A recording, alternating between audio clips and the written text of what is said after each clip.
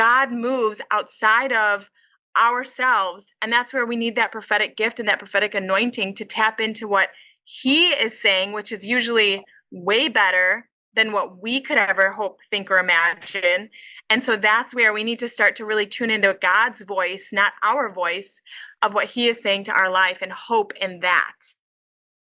Man, and I think about the next steps after that, because hopefulness, which will breed, like you said, that substance of faith, the faith then requires action.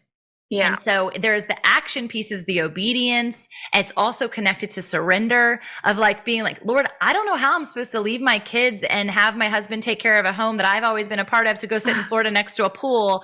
And how am I going to get paid to do that thing that literally, I didn't even know that that was a thing. Yeah. And that part, that's the part of like being able to showcase then that fruit for other people, because there's peace connected to it. There's joy connected to it. There are tears, okay? Long suffering, patience is a part of the process, but it's the celebration of that, like the joy abundantly, even still.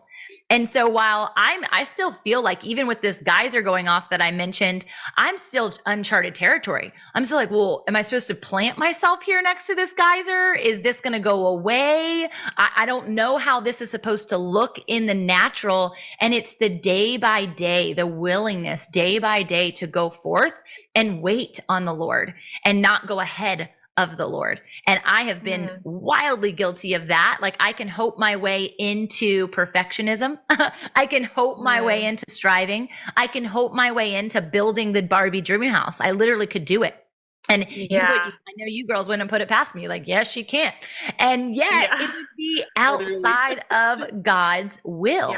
And so then you're building on a faulty foundation. And so hope can also breed like eagerness. It can breed lust, right? Like, think about that from a relational perspective. Like, God, I'm going to go out and I'm going to find my husband. This is going to happen. Right. And doing it out of your flesh and not out of your spirit. And so there's a variability to that. How would you guys say you can decipher the difference between something of the flesh and something of the spirit when it's related to hope?